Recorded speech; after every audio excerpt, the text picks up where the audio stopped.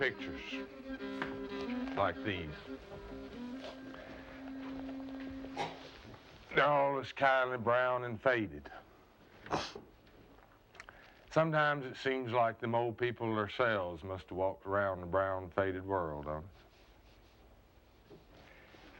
When you listen to them talk about the way things used to be, sit back and hear them spin them old yarns. They'll weave a story for you about a time full of color. Well, all the old people down around in here that love telling bits and pieces of this story, I reckon I'd rather listen to an old man from up on Kingdom Come Creek over here in Kentucky. Everybody up Kingdom Come Creek called him Pap.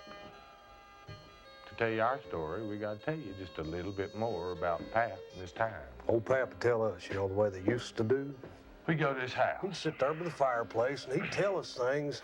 He'd tell us how in his family there was 8 of them. Then he'd stop and study a minute and mumble, Oh, there's 2 boys, and this is just 1, 2, 3, 4, 5, 7 girl, I believe. and he'd count them off on his fingers. He'd tell how his granddaddy had 12, raised them till they's all growed. Kid Ison lived right down the road from Pap and them. There's 14 in their family. 12 in old Doc Hornet's family. Bad Henry Adams had 23 young'uns. Ain't nothing. It ain't nothing. Folks just plumb give up trying to count how many devil John Wright had. Pap said people used to raise big families back in them days. They'd go to the field to go working. They could flat do some work. Said people was friendly back then. Yeah, seems like they enjoyed their way of life more than what they do today. Back then, they'd have them big get-togethers. Or they'd have more fun working. They'd hunt for them old stew balls at the corn shuckers. At them log rollings, the corn whiskey. And the apple brandy made the work go awful good. Like as not now, they'd have them a wrestling match. And some fool would get a little bit tipsy and drag a banjo out of the corner and start to picking on it. Long up about dark, they'd light the pine knots. They used to use them pine knots for lamps. They'd be dancing, Singing and carrying on till they'd get tired and go on home, maybe do the same thing the next day at somebody else's little old log house.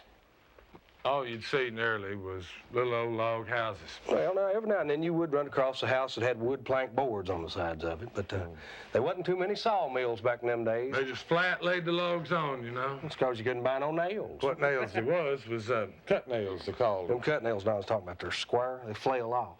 Hit one of them little boogers and they go zinging through the air like a bat out of hell. You had to be careful with them cut nails. Well, they flail off in your eyeball.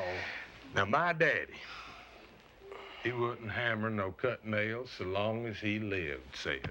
Why, boy, the woods is full of them one-eyed fellers, and I ain't got no intention to join them neither. Was the sight how many there was with only one eye? Sight, wasn't it? You know, every one I'd see when I was little. Well, I got to a saying, cut eye, one nail, oh, cut nail, one eye. And one time there's this here one-eyed man come up to the house to see Daddy about something or other. Oh, one-eyed Doc Mullins was his name. Yeah, and I was inside, and I got to singing that over and over to myself, you know, the way a child will. Cut eye, one nail, one eye. Sort of like that. Well, I must have got singing out loud without realizing it, because old one-eyed Doc, he left. Daddy, he come in off the porch. He had a big stick in his hand. He jacked me up, looked me right square in the eye, says, Don't you never, boy, what time you live and breathe. Don't you never ever let me hear you making fun of nobody like that again. And then he lit into me, and with me hollering, I never meant to, Daddy, ever bled the living daylights out of me. And I tell you, I thought I was awful ill-treated to have got that whooping. You ever felt like that? I pouted for a solid week. But you never did much talk to yourself after that, did you? No, Gary. I never make fun of nobody less fortunate than me, neither. Pap taught school for 9 years. He taught for $26 a month. That old man had to furnish his own broom, Bucket, dipper, coal, all that on $26 a month. Yeah. I worked hard. Pap would say. And it weren't a case of work or starve. Honey, it was work and starve. Old Pap got tired of teaching school, so he decided he was going to go out and get him an honest job. He went to work in one of them stave mills. That's where they make them wood barrels. They put all that good liquor in. Pap was a timber cutter. Used to be all sorts of timber back down in here. Like what they ain't now. Virgin timber. Why, in them days, it wasn't nothing to see a poplar tree 6 or 8 foot through and just straight as an arrow for 200 foot or more. They had to use sometimes 6, 8, maybe even 10 yoke of oxen to snake them logs out of here. I'd see 12 or 16 or 20 of them big old oxen hooked up onto a log that big around. Man, a cracking one of them big old long ox whips over their heads. That whip would come down, you could just see the fur fly. Just as soon as that driver man started to whirling that whip. Them big old oxes would shake her heads. Oh, they'd twist and the yokes would start to creak.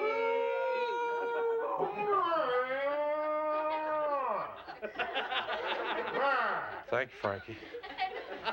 And them logs would start to move. Now, they had to work hard at cutting all that timber and training them actors to imitate them oxes. And they still didn't have much money. Money? Back in them days, if a man had $1,000, he was a wheel hoss. 'Cause it's so hard to get, you know.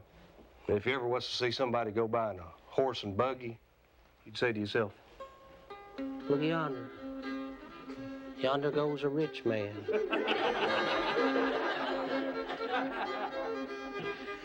Yeah, but I'll just tell you now, for all that, I'd rather be back there. I reckon I've heard Pap say it at least 1,000 times. Can't imagine. It costs you too much. Yeah, Pap.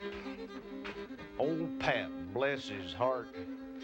You know, he could tell a lot of tales like that about old times. And Pap said one time when he was a boy that them foxes got to stealing chickens so bad that they had to get a posse up.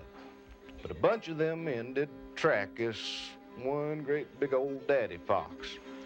Tracked it right down to this woman's house. They looked all over the place for it. Finally, they just give up and went on back home. Well, directly, said that lady was getting ready to do her bacon, and she opened her oven door up there, and that fox jumped out of there. Well, said it scared her so bad that she had to put her bacon off till the next day.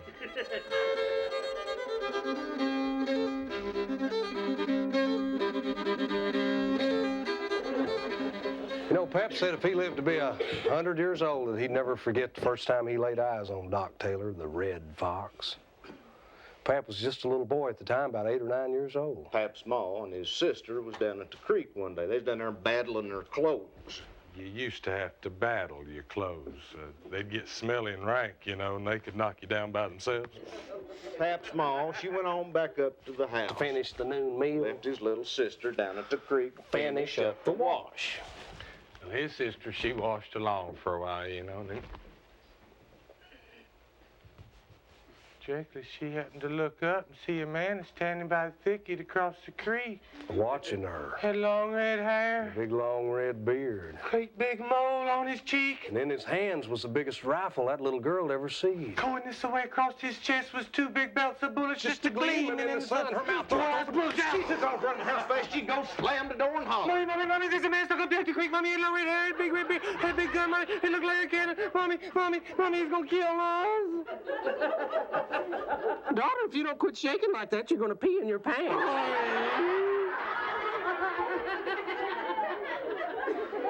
That's just old Doc Taylor you seed over there by the creek, honey. He'll be on up here to the house directly to get himself something to eat. I hope. Sure enough, it was old Doc.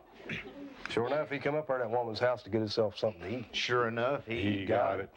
And Pap's ma, she seemed awful glad to see Doc. Them two sat and talked for a long spell about this and that and the other. Long before Doc left there that day, Pap's little sister got plumb struck on him. Oh, she thought he had the gentlest voice and the most fascinating way of talking she ever heard. As soon as he walked out the door, she started wishing. Hope he comes back tomorrow. Nanny, nanny, nanny, Sissy's got a sweetheart. You shut up! Now, that's the way it was with old Doc Taylor. Sure did have a way of talking, all right. Said the women folk around here would rather listen to Doc Taylor talk that spirit talk as to eat gingerbread come election time. Seems like he could just cast a spell around them.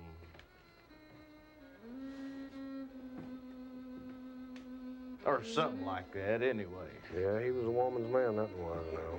Lord, was he ever. He done some Spell casting. Let me tell you now, he's the very one that all the women all around down in here called on when it come to birthing babies. Well, Doc Taylor, you know, he couldn't be beat birthing babies and curing the flux. Oh, God, Frankie, the flux. It's a deadly disease of the bowels. Starvation dysentery is what it was, more like it. And it killed people, killed them by the dozens back here in these mountains when it's so bad. Pap said the flux used to reach into the best and finest of houses around here. He also said there wasn't many people around what could cure it. Doc could. You know, it seemed like Doc was just a natural taking care of people. Always had been. One time he was a young boy, about 17 or 18 years old, said he walked out in his backyard one day. Seen one of his little brothers running along there with his nose cut just about clean off with the sharp edge of a double-edged axe. Took one look at that boy. Another look at that nose. Went back in the house, sir. He got one of his stepmammy's silk handkerchiefs. Unraveled that handkerchief, made him a thread. Got him a needle and went back out there and held that bawling, bleeding, squalling little boy down and sewed that nose back on so good. After it healed, they said you had to look twice to see every sign of the scar. You know, Doc had a special way of taking care of people when they get sick. Seems like hardly ever would charge. None of his curing neither. There's this one old man, this old pack peddler, used to travel through the hills there selling pots and pans. This old man used to tell us a strange story about how Doc Taylor had saved him after he got waylaid. In 1890. I was coming across the Pine Mountain. And over at that spring at the Scuttle Hole Gap, there's a bunch of rogues ambushed me. Oh, they shot me up with pistols and cut me up with knives and it just throwed me over in an old laurel thicket and left me there for dead. And when I come to, I sure enough thought that I was dead and I had gone to heaven. Oh, you see, I wasn't in that laurel thicket no more. And I could hear somebody singing that sweet old hymn, how fair he found the saints of the Lord. Well, I just laid there listening and feeling proud of myself for finally having made it up to heaven. Then I heard what sounded to me like a rocking chair, a creaking. And I got to looking around to see what heaven looked like. It's a little bit darker up there than what I figured it'd be. About that time, that singing stopped and that creaking stopped. A man come over and he put his hand on my forehead and he looked up straight up, oh, for the longest time. Children, I breathed good. Well, I got my strength back. And I'd go out there onto the porch of the evenings and he'd sit and talk to me and sang to me, and I asked him what was it he'd used to do that curing. He told me, said he used spirits. Said he fed me a little rattlesnake meat and a little jellicoe root to kind of help them spirits along. But now said he Lord's holy angels that he had used. He read to me from out of the Bible. He had a big book on religion by a fellow by the name of Swedenborg. Well, yeah, most of the words too big for me to understand. But now he could whittle them down, boy, and he told us how them words taught that the Lord's holy angels could appear to me. And they could talk to me and help me if I'd let them. Before I left man up on the mountain there, I see the Lord's holy angels. They've appeared to me time again. And now, I thank Doc Taylor for bringing them to me, his old red fox. Doc sure did have a way of preaching about the spirits, all right. He ought to have had a way, because he was a preacher. He'd been a preacher since way back during the Civil War. See, when the Civil War got started, well, like about everybody, Doc joined up. But it didn't take him long to see what was going on and quit. Come on back, set into preaching. This here Civil War is too ungodly a business for a man to be taking part in. A lot of folks didn't find that war too ungodly.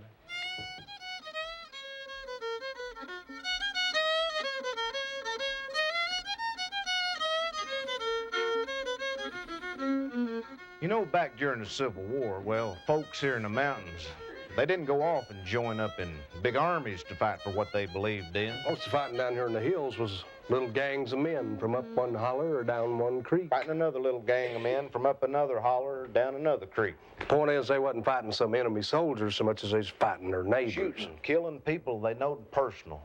Well, there's a whole lot of hate got built up at the Civil War, but down here in the mountains it was a little bit different. Because when the war finally ended, well, you just had to settle down with that hate and live with it from day to day and not do nothing about it.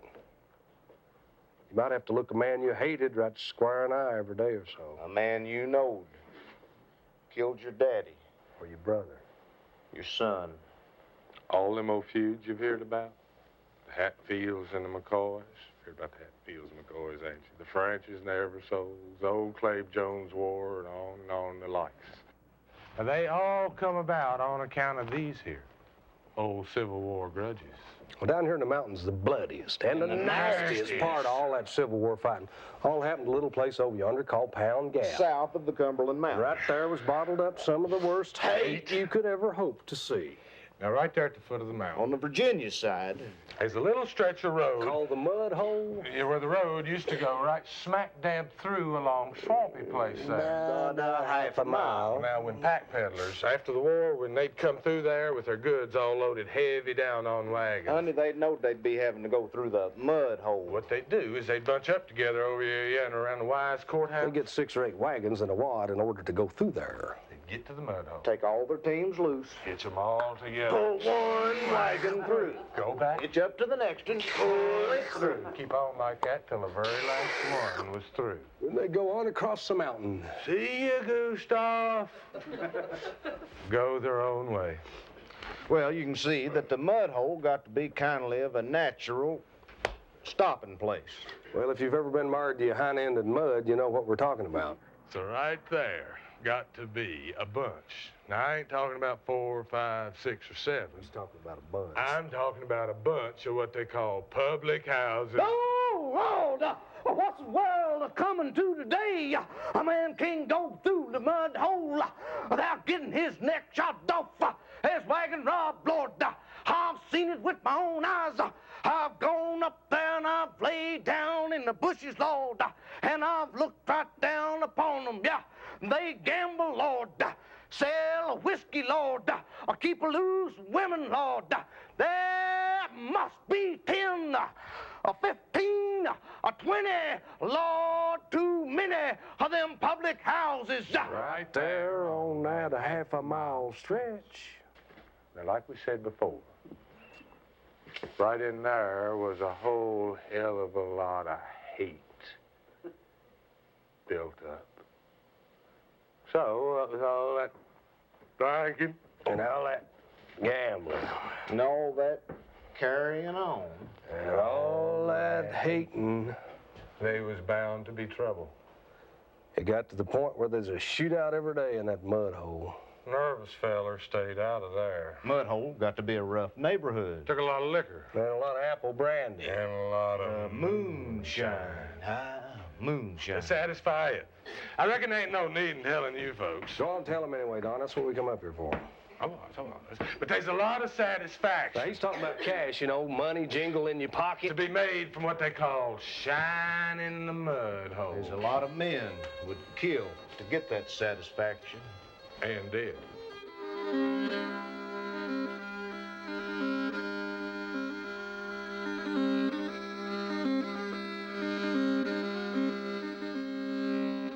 In 1888, Doc Taylor got offered the job of U.S. Marshal over in Wise County.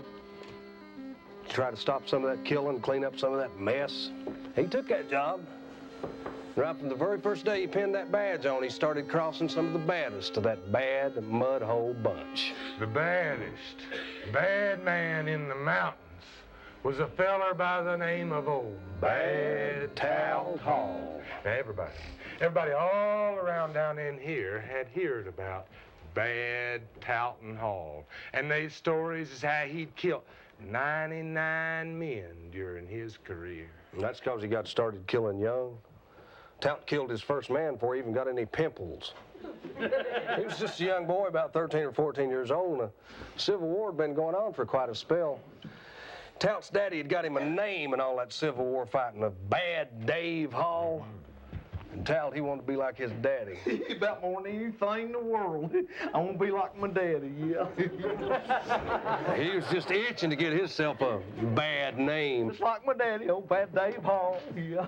Tout here had fell in with a gang of full-grown men. What was the fighting on the Confederate side? You know, we was a kind of running and then hiding and ambushing up there in the mountains, you know. Anyways, this gang, see, they come upon one of Tout's uncles who's siding with the Yankees. Henry Migrant, why, that's my old Uncle Hank right there. So they decided they was going to kill Henry Maggard. Hey, would you fellers let me shoot my uncle? I can do it. Well, this gang knowed that Bad Tout had been itching to get him a bad name, but they didn't know how bad, so they talked it over and decided. Sure, hell, why not? Let the boys do the killing. They held Uncle Henry. And Tout. He up with that big hog rifle of his. Hurry up, boy, we ain't got all day. Blow his head off. He just been itching to kill him, my man. After that, he jumped up on a log and lay in there, flapped his arms, and crowed like a veiny rooster. Well, from now on, they gonna call me Bad Tout Hall. There ain't nobody. They gonna call me boy again. It was right after this, Bad Tout Hall first fell in with the feller that was to become his lifelong buddy, Devil John Wright. Now, Devil John, he was 19. Something of a soldier. And they got along. Good. Directly him and Tout's being hunted by a bunch of Yankees. John, there must be 150 of them. Ain't no telling how many bloodhounds there is either. Well, now they know that it wouldn't be long before they'd catch up to him. So they, come here, boy, you and me. We're going to talk this thing over. We're going to decide now. Boy, we're going to decide to put up a fight. Not be nobody's prisoner. That's right, boy. You got it. We're going to sell our lives for as much as we can get out of them. Now, it'd come a hard rain the night before. And when the fight got started... Well, their darned old guns was soaking wet, jammed up. They wouldn't shoot. Why, they ain't worth the tits on a boar hog, John. So there wasn't nothing left for him to do. But underneath the bridge, Johnny got away. Hell, he got hung up in that brush and was captured.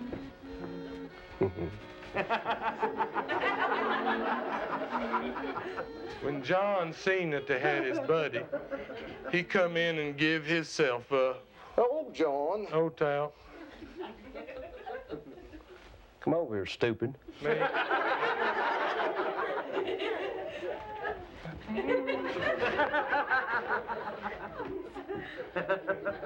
Now, as luck would have it, the captain of that posse What took him? That's me. turned out to be another old bad Tout's uncle. On Dad burned Daddy's side. And he wanted to kill Rice. I want to kill you. No. Hey, now listen, you kill my buddy there, you're just gonna have to kill me too. Yeah. Shut up, John.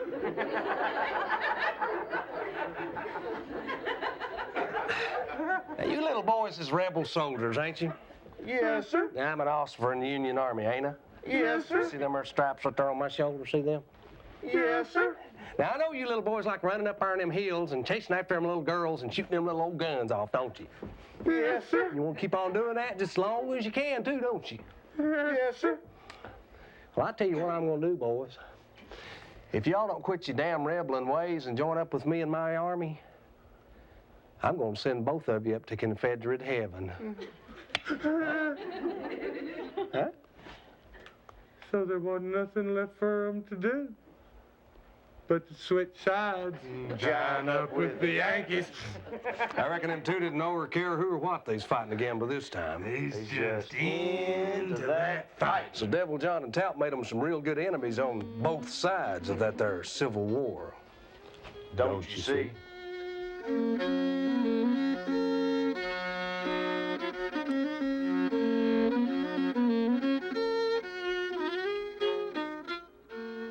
That's a picture of the growed-up Devil John Wright. The growed-up Devil John Wright got to be a rich man the next 30 years after the Civil War and all that feuding, fighting, commotion and whatnot.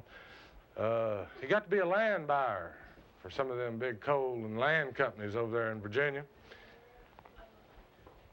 Tout is always doing some of John's dirty work for him.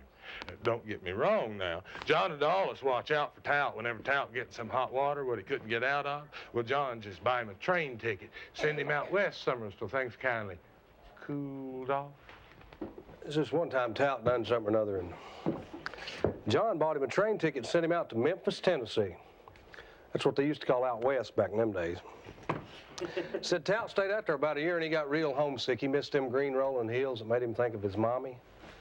So late one night, he snuck back in and got right square back into trouble again. Went over to Nan Justice's saloon over in Norton. Ordered him up a big drink of moonshine. Well, Big Nan, she took one look at Tout, boy, and sidled over to him.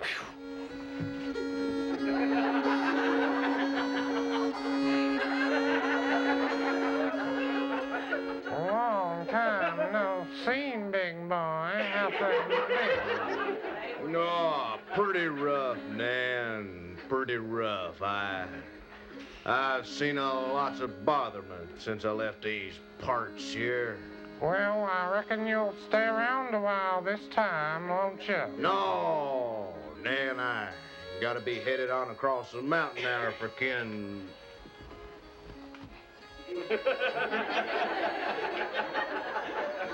Kentucky, but I reckon I can stop and see a couple of my old friends. So Nan and Tout got acquainted all over again. Directly one of Tout's old drinking buddies. Heard he's in town and come looking for him. Miles, speech. They tied on a big one. Directly, the sheriff of Norton come in and said he's going to arrest Tout's drinking buddy for stealing a watch. What you talking about? I can't even tell time. What the hell good would a watch do me? Beats me, buddy, but you're under arrest. Tal tall. Shot it! Oh, shit, Tout, you shot the sheriff.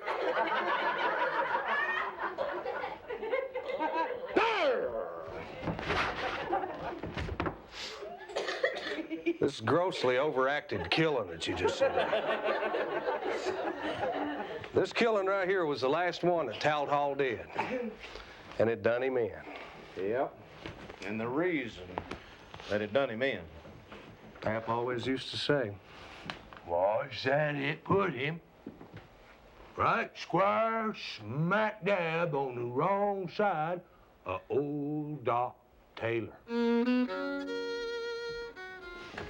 because you see, Doc Taylor had him 4 children by his legal wife, 3 girls and a boy. The boy's name was Sylvan. He was the youngest one. Doc is always partial to Sylvan. Give him about anything he wanted. Spoiled a little bigger rotten. Well, now, when Sylvan up married a young girl up there at Wise Courthouse. Named Hattie Sayers. Doc Taylor about busted with pride. Oh, busted indeed, because Hattie was about the prettiest and cleverest girl ever to live around in there. Doc, he'd go up there and visit him, sit and talk for hours with Hattie. Thought the world of her.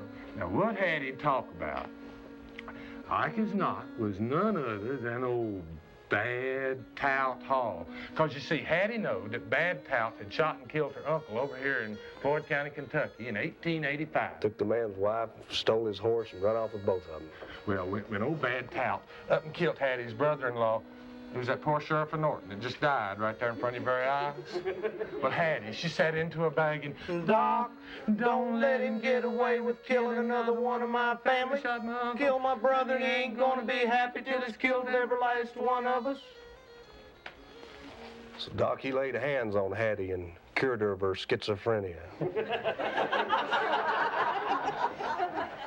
Then he took up Tout Hall's trail, and all by himself, he tracked him all the way out to Memphis, Tennessee. Now, Doc hadn't been in Memphis long before he had Tout caught. They brought him back on the train, Christmas Eve, 1891. Said folks is out singing Christmas carols. Oh, come out, ye faithful. Till they heard the train pull up, then they changed their tune, went down to the depot, and mobs! Old Doc Taylor, he'd just stand there right in front of Tout. That great big old 45 by 75 Winchester rifle of his, and Just to darn any man to take another step. they got Tout locked up. Locked him up in the jail at the Wise Courthouse. And no sooner they have him in that jail than a rumor started flying around that old Devil John Wright And his was gang. going to come bust Tout out of that jail. But now, Doc Taylor, He was determined that Tout Hall was going to stand his trial. he weren't the only one, neither.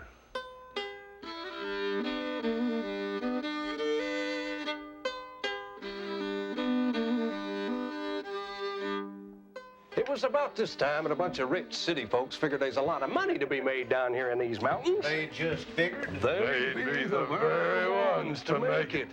See, they knowed for a long time there's a lot of timber and coal and iron ore down in these green rolling hills, but they hadn't quite figured out how they's going to get it out of here. By 1885, they'd had all the little bugs worked out of that problem. And was ready to start making their money. Everybody was expecting to make a big king's ransom. It'll be just like the California gold rush.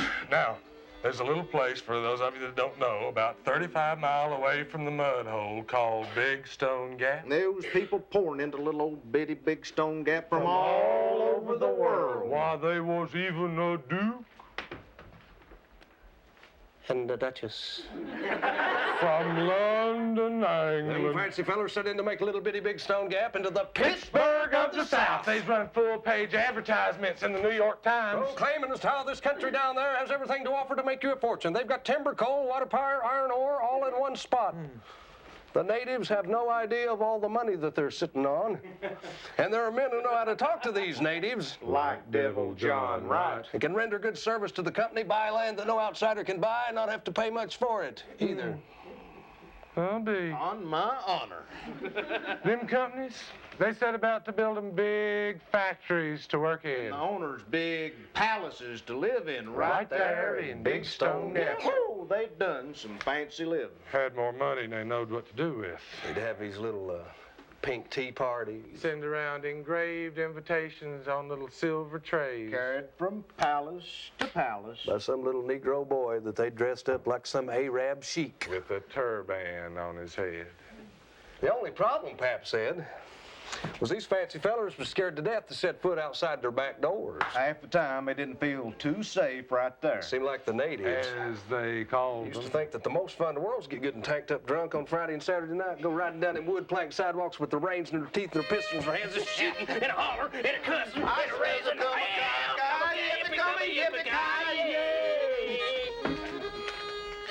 This uncivilized behavior did not sit too well with polite society.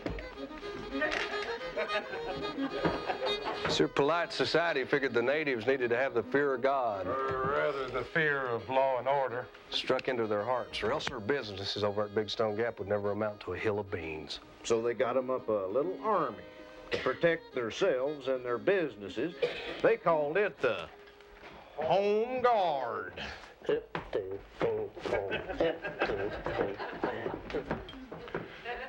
Now, there'd never been a hanging in Wise County before. Never.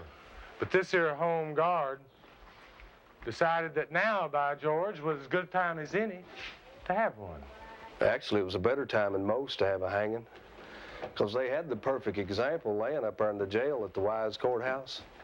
The most famous bad man of the mountains, remember, old Bad Tout Hall. And what with all them rumors about Devil John Wright And his gang. busting Tout out of jail, that guard, they shut down their businesses at Big Stone Gap, and every last one of them picked up, transported theirself the 20 mile up to the Wise Courthouse, rigged them up a little fort around the courthouse and the jail, and they took up a 24-hour watch.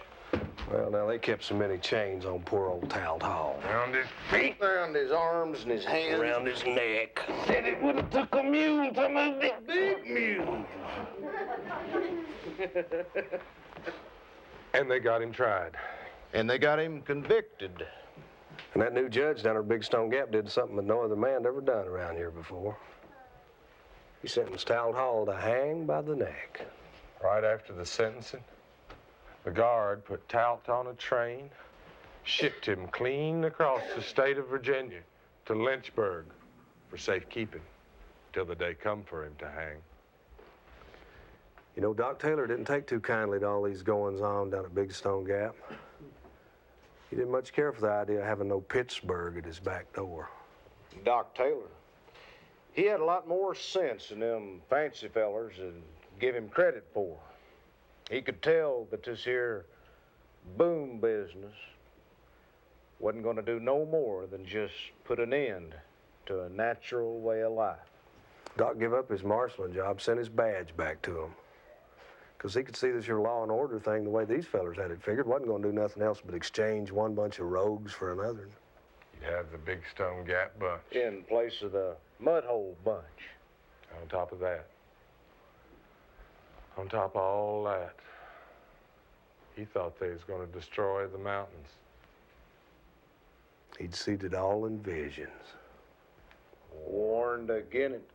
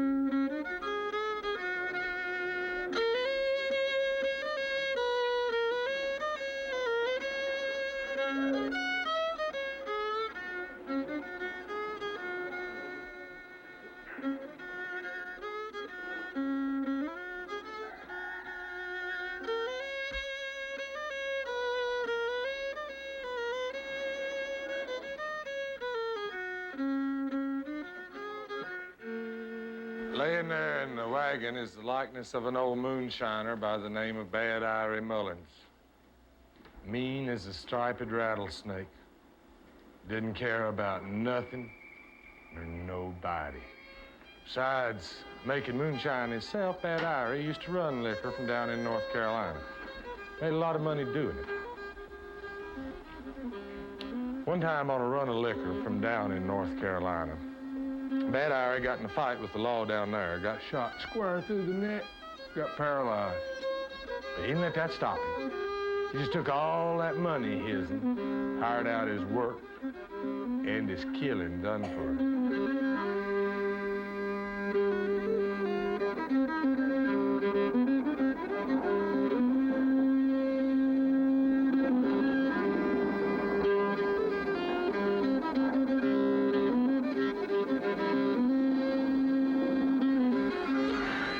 Now, one time, before Doc Taylor had give up his marshalling job, Bad Irie and some of his bunch was coming back from North Carolina. When they got right in the middle of the main street of Wise Courthouse, they got in a big gun battle with Doc Taylor and some of his deputies.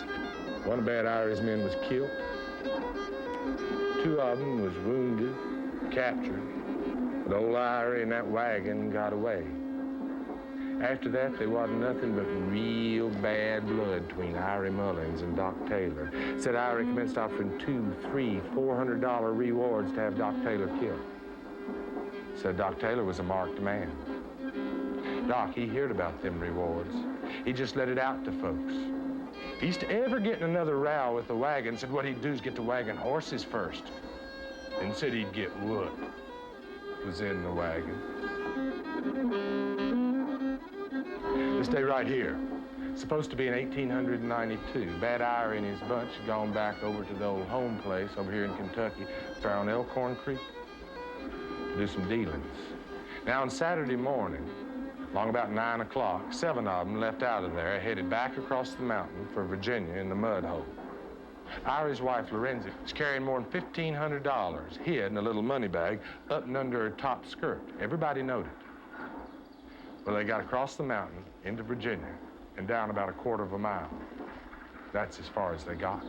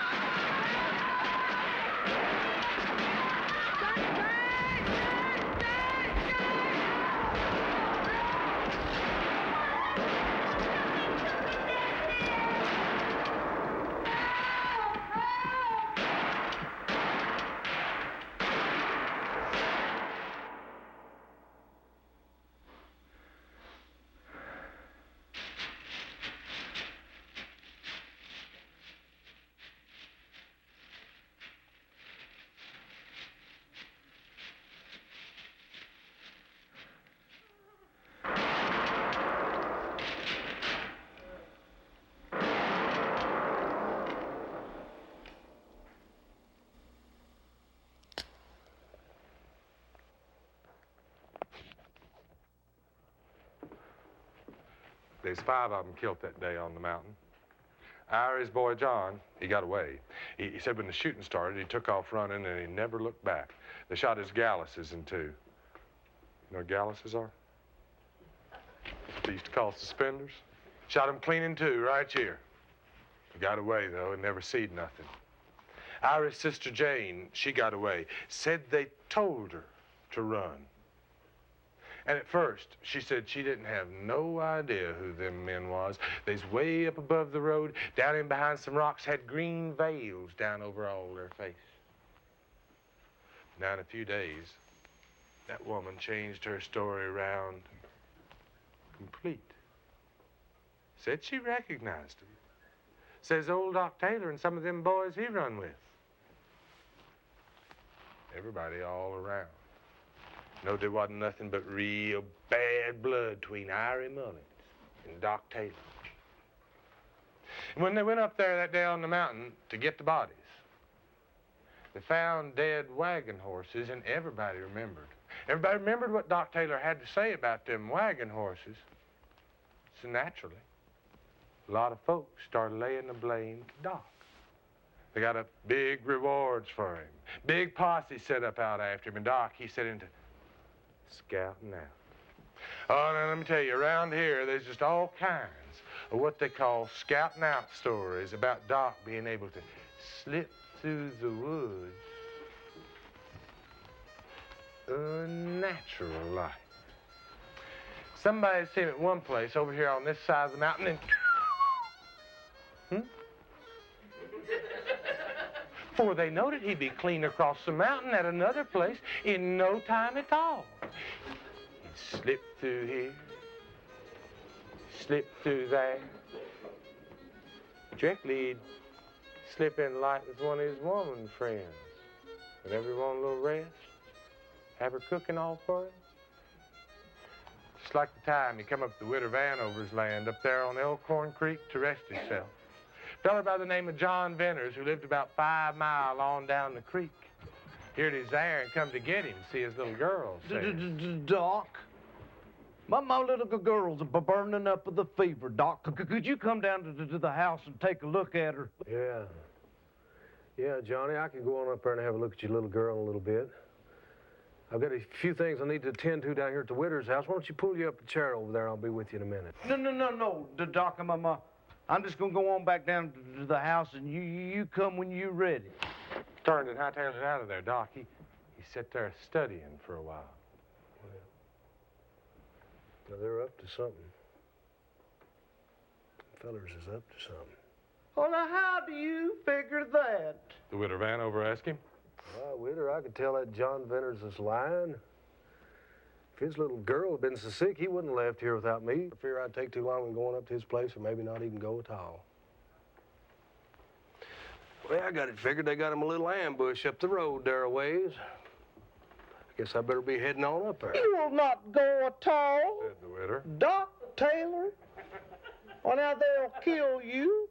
They'll kill you. The very same way they killed my poor old husband. Don't you worry your pretty self none about them fellers killing me. It'd be a shame for 'em to have to sit up there in the dark all night with nothing to do. Anyhow, I might be wrong. His little girl might really be sick. Doc got up, went out to the woodshed there, built him a little wheel, just about the size of a bicycle wheel. Fastened him a light scantling pole about 10 foot long to the axle. Rigged him up a little frame to hold a walking lantern. Then he waited. Waited till it got good and dark, before the moon come up, you know. Lit that lantern, and he hung it on the frame. Took hold to the end of that pole, and pushing that wheel about 10 foot in front of him in the road, set out for Venters' house. And let me tell you, it looked just exactly like a man carrying that lantern. The way Doc had it rigged up there on that frame. And he'd not got but about 2 miles down the road till he come to a real dark place there in the wilderness. Big old beech tree off to one side. Laurel thicket all around the base of that beech tree. When that wheel with that lantern on it got plumb smack dab even with that beech tree. Now they started shooting them down with that lantern. 4 men jumped out from the bushes and shouted, "We got you now, you old fox!" Doc, he let them have it. That Winchester his was shooting flames this way, that way, this way, that way. And them men hit the brush. I reckon your daughter's over that fever now, Venters. Doc hollered at him. Now, just to make sure, Maybe to get a little laugh. said he went on up there anyhow. And sure enough, that child had broke her fever. Said it was a holy miracle.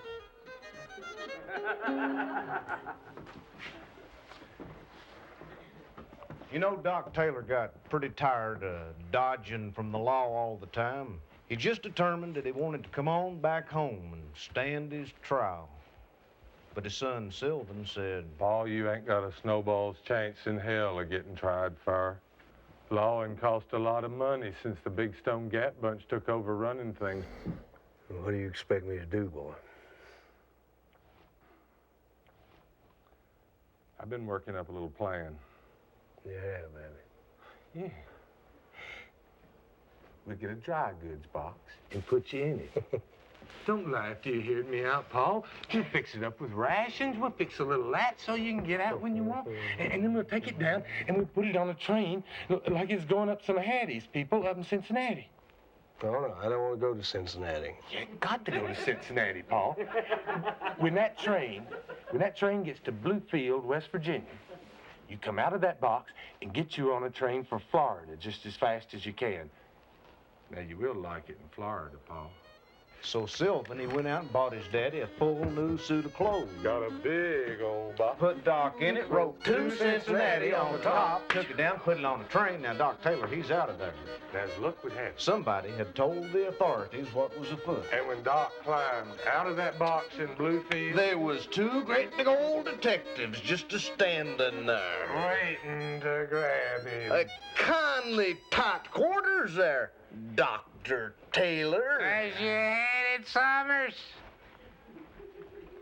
Well, I was kind of thinking about going down to Florida for a little rest. Eve eyes. Yeah, thinking about it. I guess we'll be headed back to the Wise Courthouse, huh, boys? Yep.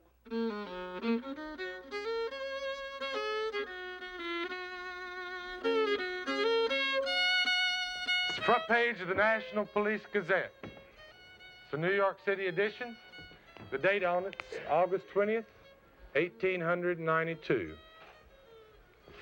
First paragraph down here reads, two of the most notorious outlaws and murderers in southwest Virginia and eastern Kentucky are Talton Hall and Doc Taylor.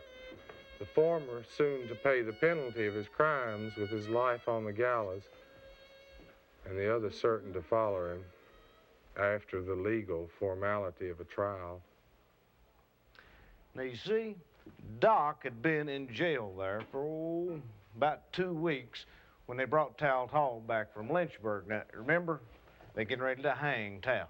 Said when Doc hit him bringing Talbot in, he got up, walked over to the door of his cell. Well, said as soon as Talbot Hall laid eyes on Doc Taylor, well, he broke loose from the guards and he just tried to reach right through the bars and grab him. But he had all them chains on his hands. You remember them chains? Well, he couldn't do it. All he could do was just cuss and scream. No account, old varmint, you.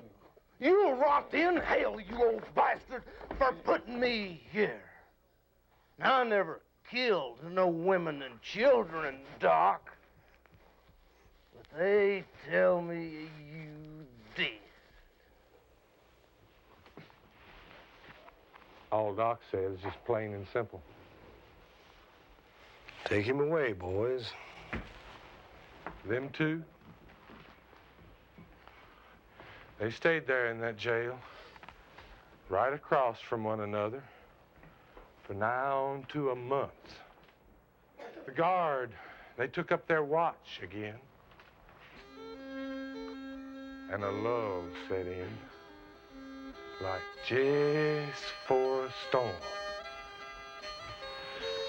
Rumors was going around that old Devil John Wright, Talbot's old buddy, had patched up his differences with his old clan enemy, old Clabe Jones. Now, the reason that Devil John would go so far as to patch up his differences with a feller that he'd been fighting for 30 years was that Clabe, they said, had a cannon.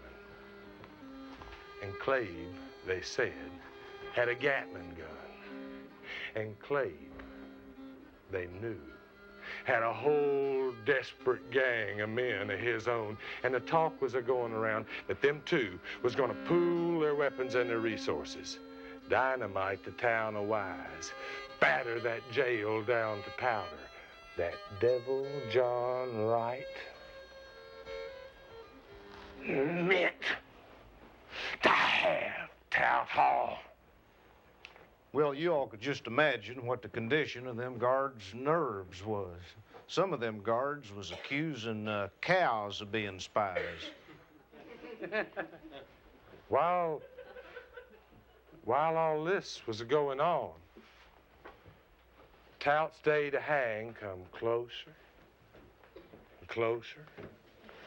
He wouldn't eat nothing at all, hardly. They just kept feeding him more and more whiskey. Tal Hall had been having these hallucinations about little yellow birds chasing after him all the time. You old fellers know what hallucinations are. That's when you see things that ain't there. Now, that really happened one day. It happened right after he killed that sheriff, remember? Well, Tal, he hightailed it out in the woods, get away. He run all day long. Finally, he come to a big spring there and laid down, rest himself, kindly figure out what he was going to do. And then all of a sudden, the brush all around him just come alive with little yellow birds. It's just hundreds and hundreds of them, and they was just a-chasing him and a-scolding him, and Tal would try to fight them off, but them birds, they wouldn't leave him. And he'd grab a hold of the brush that they was on and shake it. But them birds, they'd just come right back at him.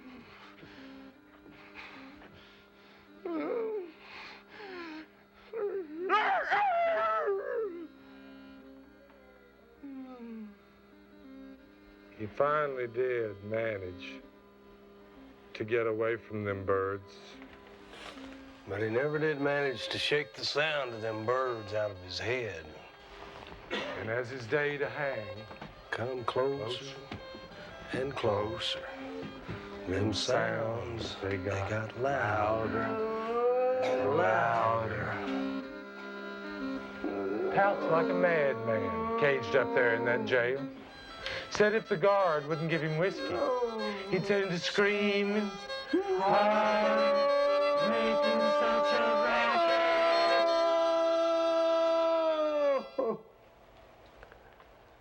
Finally, one of them guards would take pity on Bad Tal, break down and buy him a bottle of whiskey. Said Doc Taylor, sat there in his cell Right across the hall. on a hammock. Just calm as could be, they said. Reading out of the Bible and trying to sort things out for himself.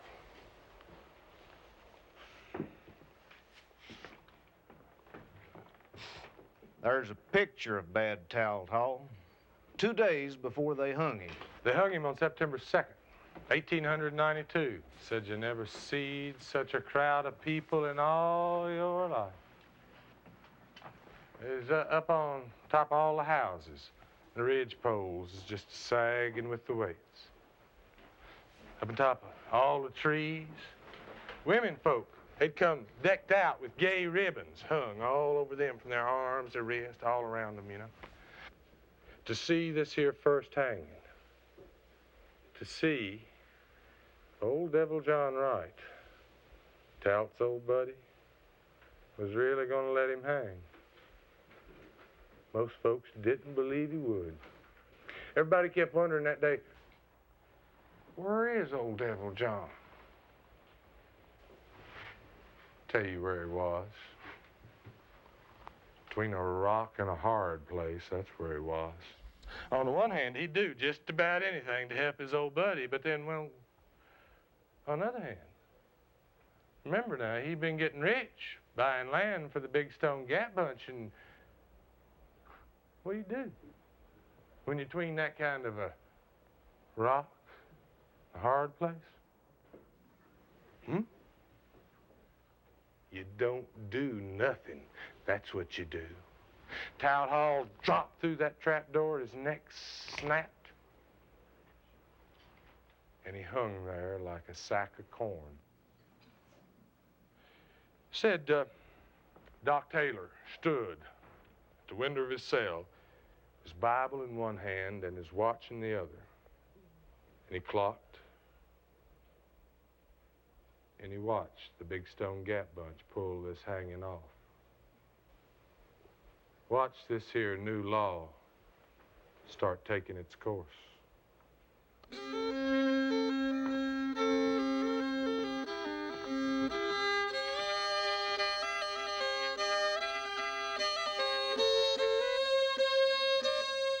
That new law that Don's talking about, well, it got started taking its course pretty fast.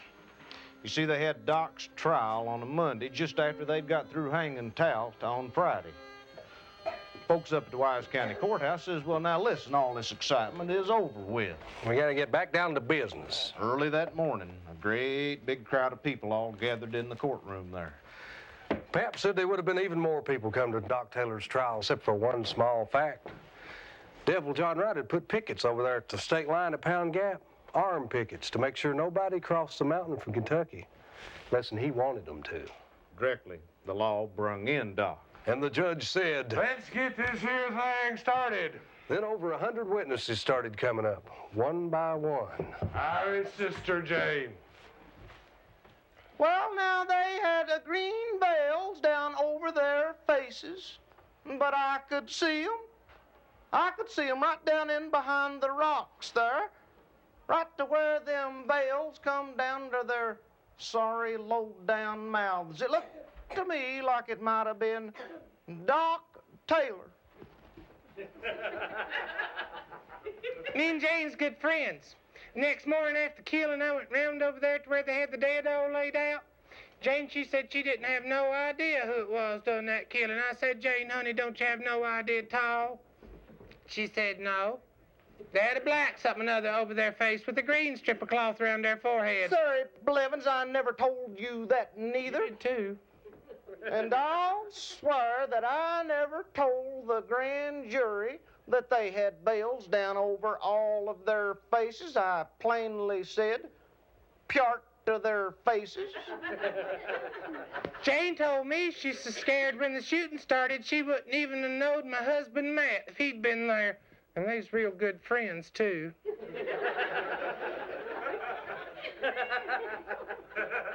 Well, I just told what suited me when it suited me. I ain't point blank certain it was Doc Taylor, but I think it was. Now, I'd recognize Doc if it was a dark night, had his back turned to me, had his head cut off. Doc Taylor's bow-legged ain't another man that could acquire a walk like that one. One day last winter, me and Jane was a-sewing. All at once she looked up, says, there goes that old devil, and I says, who? She says, Doc Taylor, that old red fox. I've hated that old... She said, I've hated that old bastard ever since he caught my brother Henderson. I wished he's in the middle of a kettle of torment. It's a lie. It's a lie. I never said I wished Doc Taylor was in the middle of a kettle of torment. I wished you was in the middle of a kettle of torment.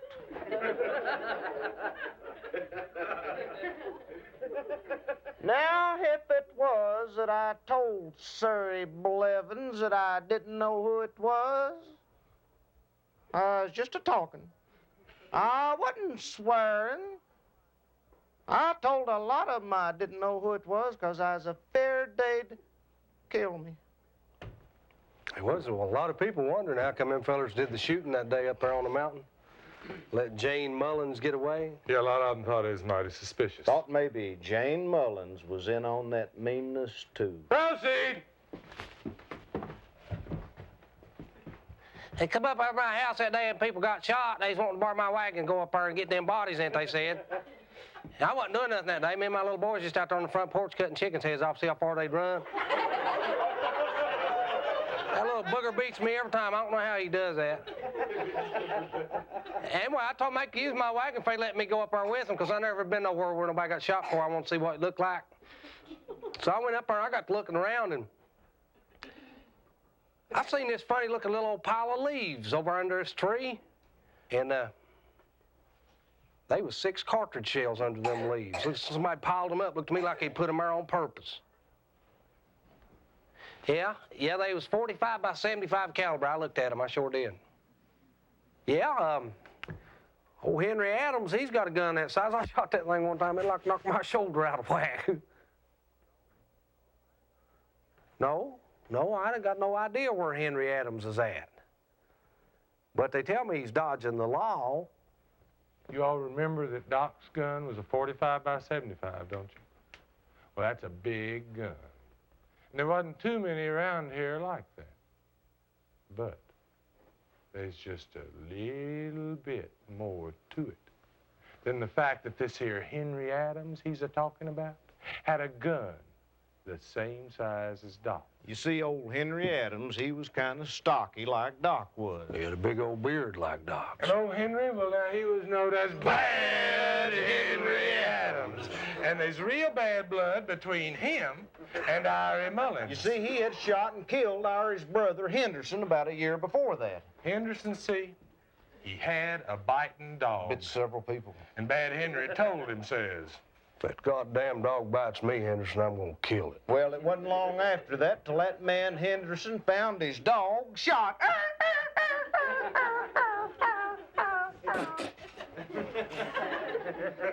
Of course he figured it was Bad Henry what had done it. See he running on Bad Henry and drawed his guns. Bad Henry sitting there at his supper table eating. Would you pretend like you're eating for me? Sure. All right. Now, Bad Henry. Keep on. Bad Henry, he never laid his guns aside. While he ate, while he slept. While he ate, he always carried his gun. And he shot that man, Henderson. Shot him without even missing a bite. Keep on. Shot him plumb straight up through the table. And that man, Henderson, just fell over right there in the supper table gravy. Dead. Shot over a dog. Of course, Bad Irie set out rewards for Bad Henry. And Bad Henry, he let it be known.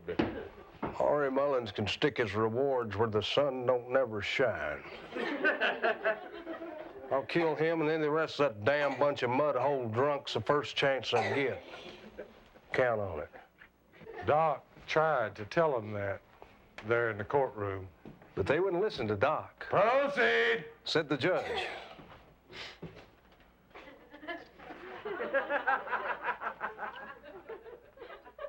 I saw Doc.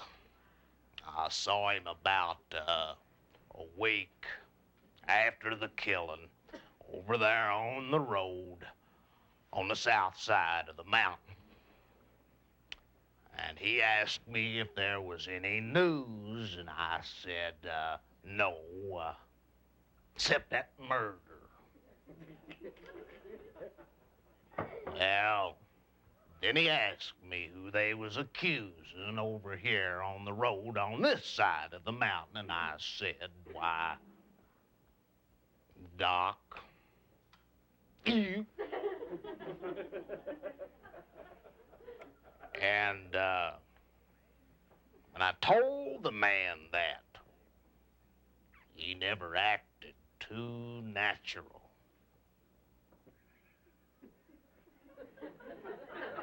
Kind of whispered like. That, right there, is old gooseneck John Branham. Now, let me tell you just a little bit about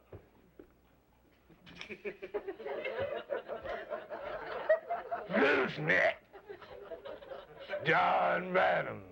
You see him and Bad Henry Adams, they's thick. Thick as fiddlers in Hades. And they run together with John Venters. And y'all remember John Venters, don't you? The little old man that lived up on Elkhorn Creek, came up the Woodard van over his house at night to get Doc. Come see his little girl burn up the fever, and Doc made that wheel and up down the road, and them fellas shot down by the beech tree, remember that? Well, John Venters, he testified right there in the courtroom that day. He'd plainly seen Doc Taylor. He'd seen him up on the Woodard Vanover's land.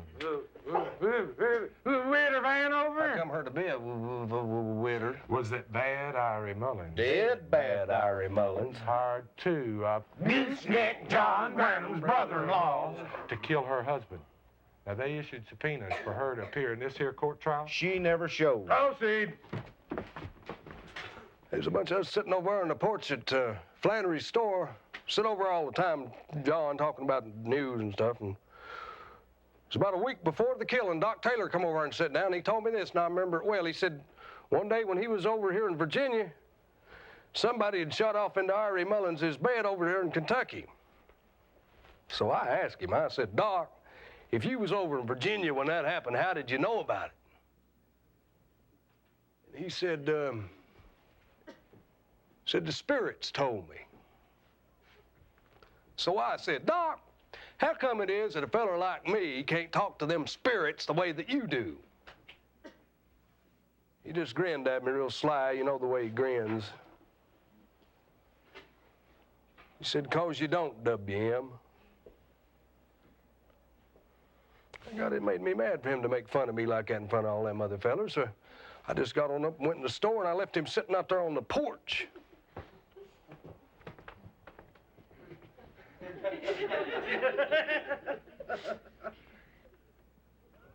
Doc appeared natural, as always.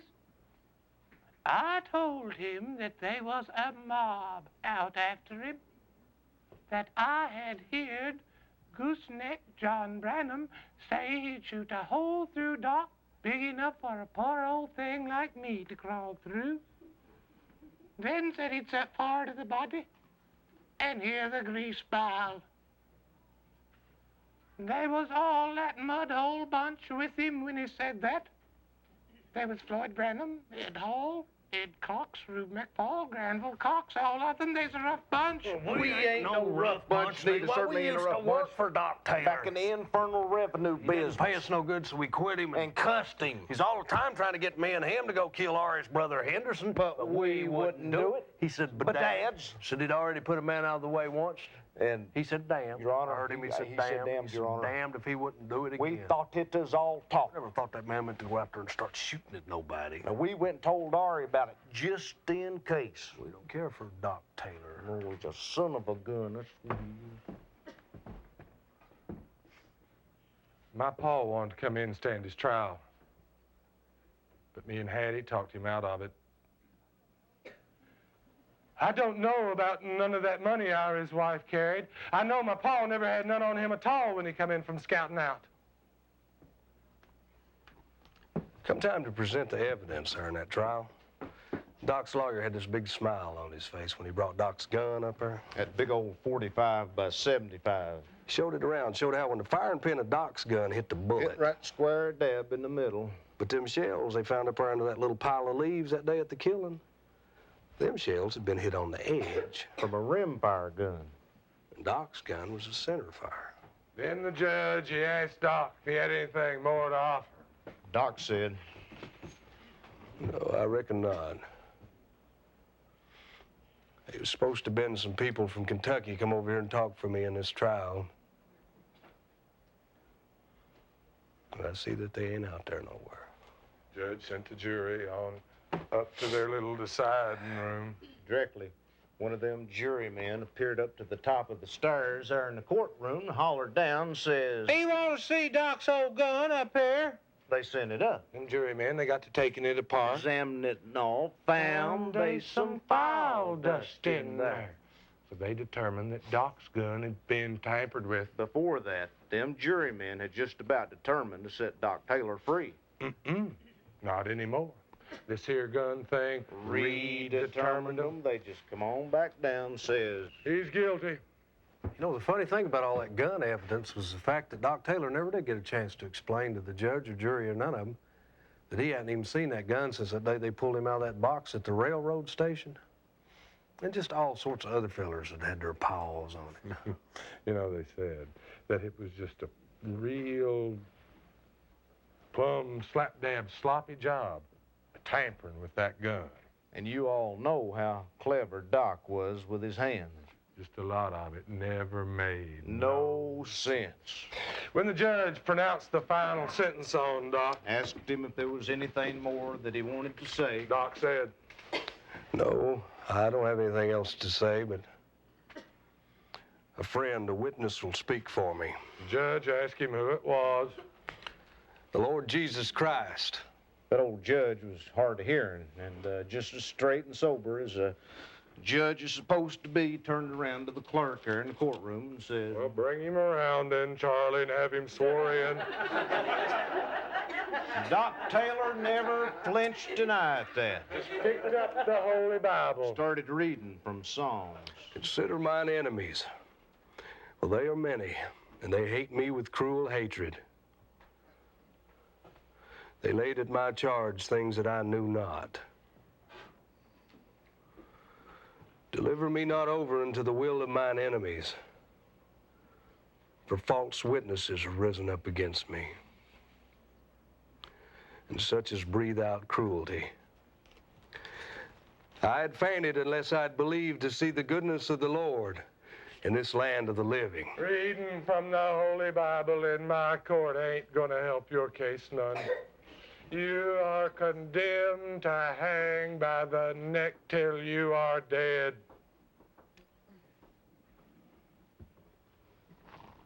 That's the judge. The prosecutor and his wife on their wedding trip. Doc's lawyer. The sheriff and his wife. It ain't their wedding trip. That's the hangman. And there's the Wise County gallows.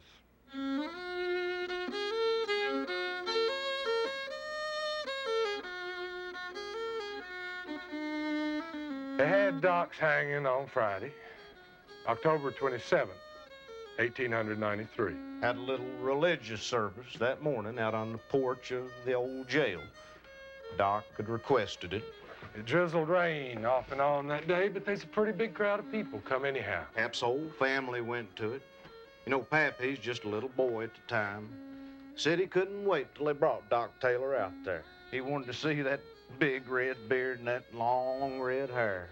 They both cut real short. Doc had on a snow white suit. Pap's ma told him how Doc's shy, retiring little wife, Nancy, had made that suit for him out of an old white linen tablecloth. That was an emblem of Doc's innocence. Pap says that's the one word in the English language he's sure the first time he ever heard. Yeah, remembers his ma explaining it to him. Explaining is how the book of Revelations talks about heavenly armies upon white horses clothed in fine linen. Clean and white. Doc, he preached for a long spell that day. He talked about how that old diabetes condition of his had him run down. My body's almost gone, friends, but my neighbors, my spirits is good. God's holy angels have been with me in that jail cell to comfort me. Being in jail's been the happiest times of my life. Pretty strange thing to hear a fella say, ain't it? Being in jail's the happiest times of his life. Well, Pap said, if you knowed the man, what he had to say that day made sense. The devil shall cast some of you into prison that you may be tried. But be thou faithful unto death, and I will give thee a crown of life. He that hath an ear, let him hear. Behold, I stand at the door and knock. If any man hear my voice and open the door, then I will come into him, and will sup with him, and he with me. They had a little table set up there. Had bread, wine on it. Doc, he took the holy sacrament. Him and his wife. Then he turned, offered it to all them people standing there listening. Asked them if they would like to partake too. No one did. They just stood there. Pap said as soon as that little religious service was over, said he pushed his way through all that big crowd of people, said he ran just as hard as he could and got down there and climbed up in that old chestnut tree down next to the gallows. Pap claimed he got on the same limb he'd been on the year before at Talbot Hall's hanging. Yeah. Said, yeah, he can remember all the gay ribbons that the women wore at Talbot Hall's hanging. Said he never saw none of them gay ribbons at Doc Taylor's hanging. But he could hear people down there underneath that tree talking about Doc's religion. Hear fellers laying bets as to whether Doc was going to raise from the dead in 3 days.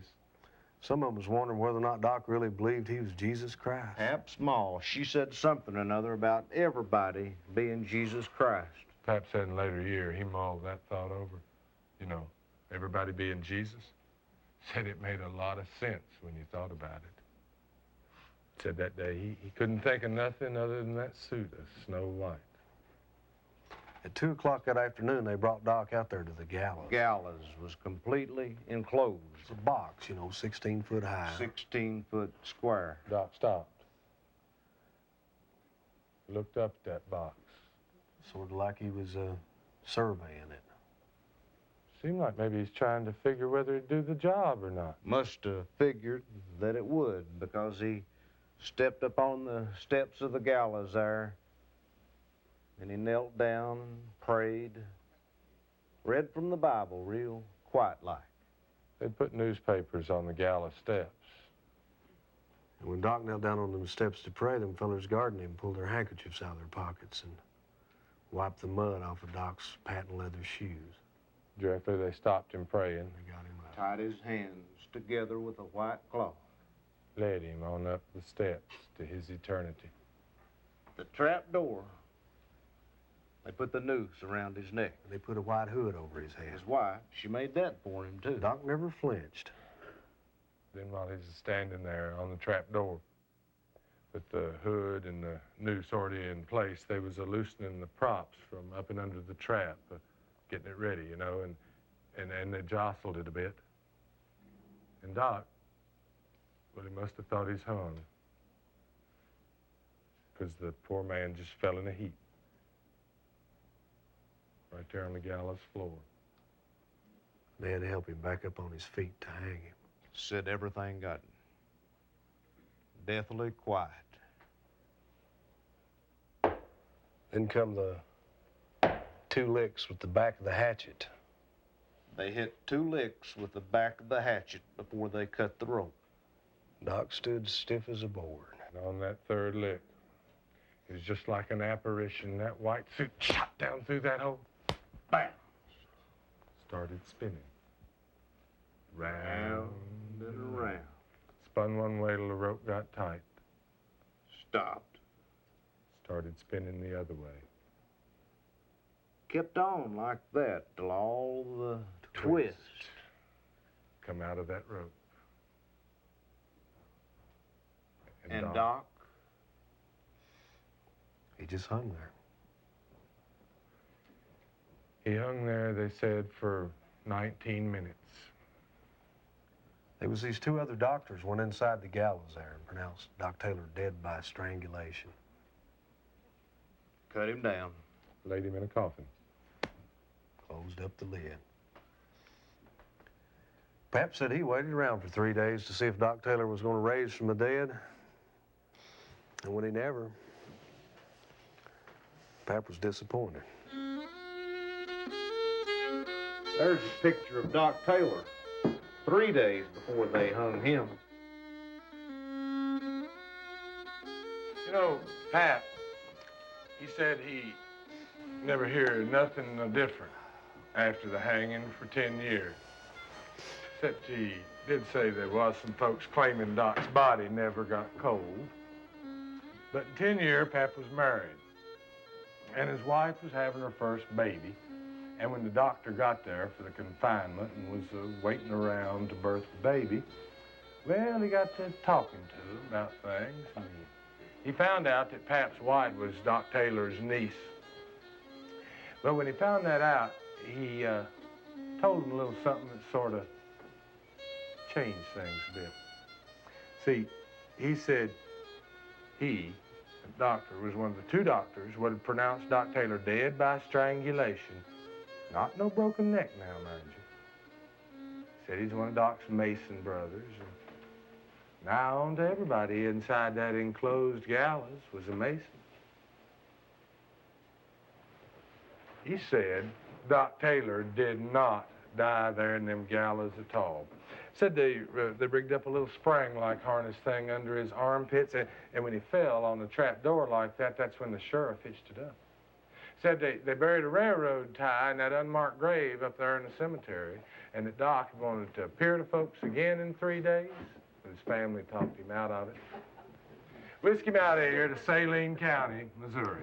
Pap was about 100 years old when he used to tell us his story, and he'd sit there and rock in his chair and baking his bones, he called it. He had a big wad of chewing tobacco in his mouth, and every now and then he'd let fly with a big spray of ambeer and damn near put the fire out. He'd look over at one of us and shake his old head and say, "You reckon that's true? Hmm?" One more little thing. That spring after they hung Doc Taylor, They said the corn crop was already way up above your knees. And on May 19th, 1894, said she come a 10-inch snowstorm in Wise County, Virginia. Said the good Lord dressed that whole place in a suit of snow white.